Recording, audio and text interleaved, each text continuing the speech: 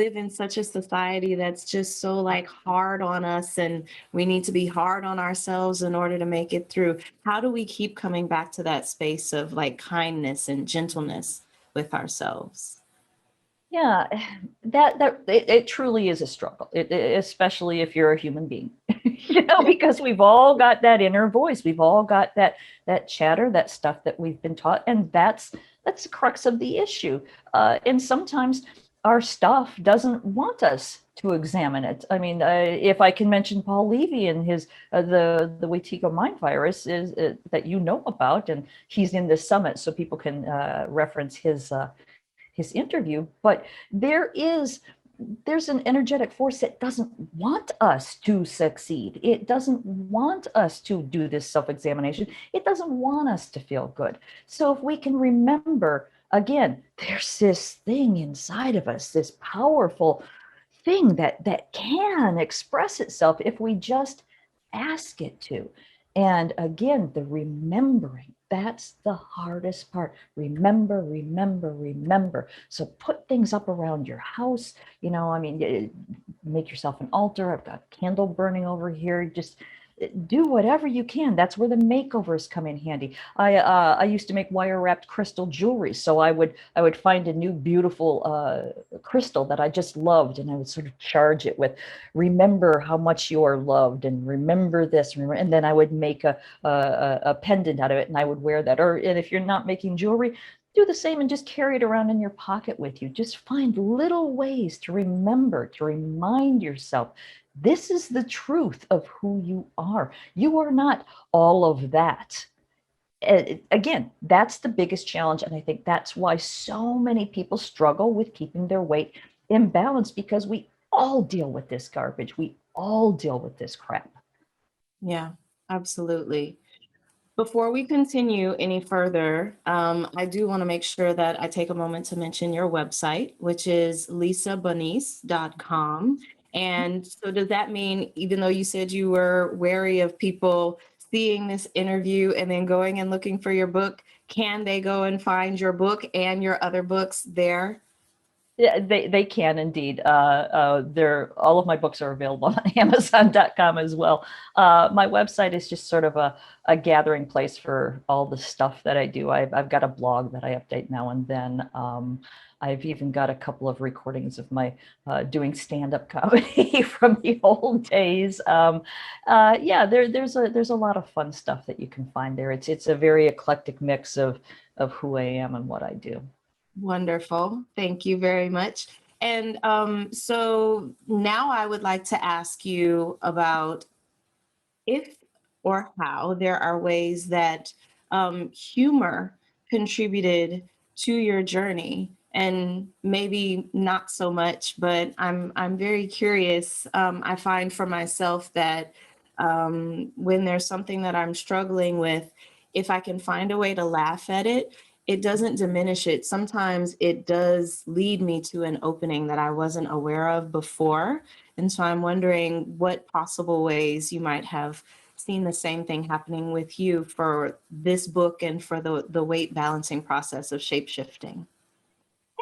I really like that question. I think the thing I love about humor is that, the obvious, it helps you take things less seriously. I mean, that's what it's about, obviously. But but when you take things less seriously, if you can find the humor in it, I mean, the process of writing a joke is to find a premise and look at it from a completely different angle and mention this different perspective, this different way of looking at it. And oftentimes, I mean, what makes a good joke is that this tickles you, that, oh my God, that I see it completely differently now. So yeah, humor to me really, it does help. It diffuses painful situations. There's no doubt about that. I mean, these days things have changed. Obviously, we're becoming more woke and more politically aware and more, hopefully more compassionate about the suffering of others. So comedy can be difficult now. It can be that's actually one of the reasons I didn't do stand up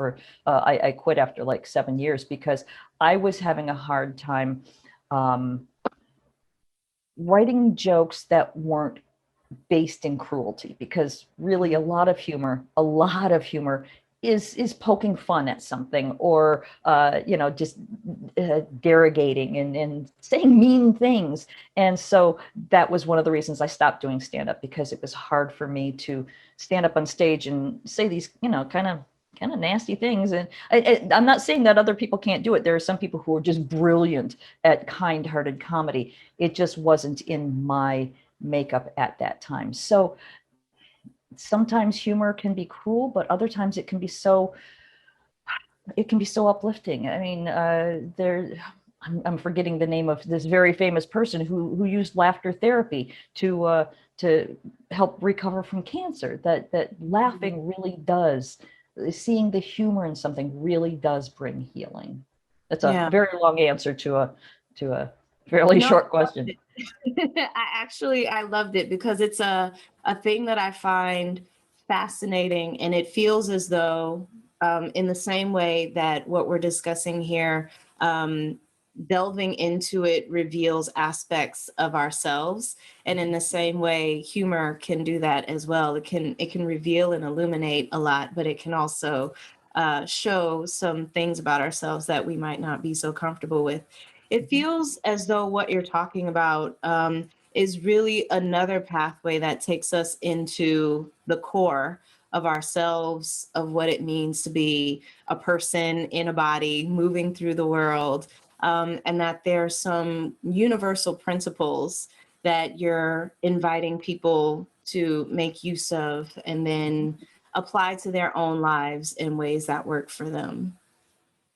Yeah, absolutely. And again, weight loss is just sort of an excuse. It's what brought me into this kind of self-exploration. I was, when I was writing this book and seeing these results, I was actually sort of grateful that, you know what, if I had not gained all this, 50 pounds overweight, I'm a fairly small person, so 50 pounds on me, I was pretty big. And so by my body, I felt like my body was, betraying me and tricking me. And I hated my body for it. I was so angry at my body. But again, as I really dove in and I practiced these metaphysical principles, what better way to learn alchemy? What better way to learn about our own magical abilities, about our own powers of creation from the inside out? Not everybody needs to do this, obviously, but this was my dharma. This was something that I personally needed to learn, to work on. And it's how I know when I gain extra weight, because I've lost this weight, and for the most part it stayed down, but I go up and down a little bit. But I know now that when it goes up, that's my barometer. Hey, pay attention, you're not taking good care of yourself. Maybe you should stop eating all the crap. Maybe you should move around a little more. Maybe you should stop and think about what are the thoughts you're brewing in your head that are keeping you from taking care of yourself. So yeah, weight loss is just one reason to do transformational work. Yeah. I like that. I like that image of each of us as the alchemist and as the gold at the same time. I really love that. Something that this conversation is making me think about, Lisa, you mentioned people commenting on your weight after you had written this book and put yourself out there in a pretty vulnerable kind of way. Um, is the increasing awareness that we are coming to, that women's bodies do not belong to the public sphere, that our perfect balanced space is for us to determine and not for someone else. Can you speak on that a little bit? I would love to. Thank you. Because this has really been one of my biggest pet peeves. What I was born in the 60s. Yes, I'm showing my age, which is another thing, that there's this age shaming. Oh my God, you're old. But back then, to be in a female body meant to sort of, it was just a given that, well, you're on display, you're supposed to be pretty, you're supposed to be, this toy for men to stare at. And I've always just, it made me cringe so much that just, oh, don't look at me like that. That I learned eventually that that was one of the reasons I was putting on, I wasn't packing on pounds, but I was putting on enough to where I wasn't like, oh, Playboy bunny type body. Even though, my body does have that potential to look like that, I wouldn't allow myself to because it just felt so creepy. And for so many years, that's just how it was. And there was nothing we could do about it. And I am so I have mixed feelings. On one hand, I'm so jealous of this generation where of these young women who are claiming their power. So on one hand, I'm like, why couldn't I have had that? But on the other hand, I'm so glad. Yes, go girls. Yes, claim this because it's just so wrong and it's done so much damage, not just to women, but to men. And because, their expectations, they've been taught this is what's beautiful, et cetera. And I mean, if you look at the research, you see that a lot of women who've either been, sexually assaulted, raped, whatever, it's really common for women to become really, really heavy because they don't want to look sexually attractive. I know a young woman who was sexually assaulted and she stopped eating. She became anorexic and stopped having periods because she didn't want to be in a female body anymore. So being in a female form can be so difficult, and exploring it is it is such a challenge because we're at a transition time where what it means to be female is completely different from what it used to be. And I know a lot of older women are trying to catch up with, well, what does that mean? And younger women are like, what are you talking about, old lady? That's not how it is anymore. So I love that we're at this transition phase where women are regaining their power. Where the pendulum is swinging. Sometimes it goes too far. Sometimes it doesn't go far enough. But the fact that the feminine principle is starting to become more balanced with the masculine is, I think, one of the most amazing things that I've experienced, being alive at this time. Yeah, I absolutely agree. And I love that this sense again of this reconnection to our bodies and reconnection to our spirits, it gives us permission to really claim our power as the owners and possessors of these bodies that we're moving through the world wearing. Right, right. And just because it's a female version doesn't mean that we're sex toys. Yeah. And I mean, even saying that, just saying that out loud, again, brings up the voices of, the male influences of my childhood, my upbringing of, oh, shut up. There's all this training, all this programming that we get that we really don't pay attention to unless we're paying attention to it. And it's so important to just listen to your intuition. Is that true? Is that true? No, it's not. Yes. And the ways that we can go through life. I'm thinking about my own experiences of going through life very armored, which protected me and was effective in a lot of ways. But it also meant that I spent a lot of time shut down and disconnected from myself. And so a lot of my journey has been about coming back to this place of softness and suppleness and gentleness and kindness with myself, that I don't need to have spikes out all the time, and it feels like this is a good practice for that as well. Yeah, absolutely. I love the way that you put that, the allowing yourself to be what are considered to be feminine traits, soft, nurturing, gentle, and just allowing that to be without the guard being up. That's beautiful. It's a true challenge for some of us, but it's what we can strive for. Is there any aspect of this that you feel that we haven't covered that you really want to make sure that participants receive or that they are able to connect with in this interview? Yes and no. There's a part of me that really wants to say this out loud, and there's another part of me that's saying, shut up. And that part of me is that's saying, shut up. It's my mother's voice. And I don't mean like I'm hearing voices. I mean, it's, the training, don't tell secrets. Do you keep this to yourself? You shut up.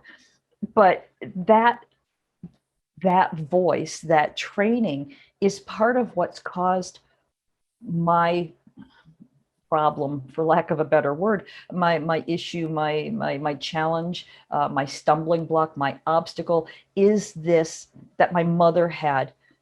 I wouldn't say she had an eating disorder. She wasn't anorexic or bulimic, but she was heavy as a teenager, and she spent her entire life really struggling her weight. And back in the 60s, she was on diet pills. I mean, like the prescription, the Valley of the Dolls kind of diet pills that all the women were on. Everybody was pencil thin in the 60s because they were all on speed. And so, she spent her entire life really struggling with her weight. And she was always able to stay very thin, but she always said horrible things to me and my daughters because those were the things she was saying to herself. Oh my God, those pants make you look fat. Oh my God. And so that's that voice that's inside my head. That's the one that is trying to shut me up to not talk about this. And again, that's where the Wetiko thing comes in, where shut up, don't look at it, don't talk about it. But my advice is look at it, talk about it. It's in there and it can be removed. It's not the real you. It's not that beautiful light body that's within you that is waiting to be rippled outward. And I think that that's probably some good closing words. Those are amazing closing words. And I love the invitation that as we're healing ourselves, we're also healing mother lines, and we're sending the healing down to our descendants as well. That's a beautiful way to conclude. Thanks for listening. Check out Castle Gate, a novel based on my own ancestral healing journey, at lisabonnice.com. In 1921, 4 men set off from Scotland to the United States. Will Garrock, his brother Pete, his son Willie, and his nephew Thomas, all coal miners. They left behind the miners' rows and the nationwide mining strike with its soup kitchens. Their destination was Castlegate, Utah, where they had kin to welcome them before sending for their wives and children. They prospered in America, working in one of the finest mines in Utah. Until that tragic day, March 8th, 1924. Disaster struck. 3 explosions, trapping 171 men inside. Rescue crews worked tirelessly for days, but sadly, they could not save a soul. Women were widowed and children were orphaned, and some never recovered from their broken hearts. Castlegate is the true and tragic saga of a Scottish family whose dreams of finding their fortunes in the bountiful coal mines of Castlegate, Utah during the Prohibition era explode in one of the most devastating mine disasters in American history. Learn more at lisabonnice.com.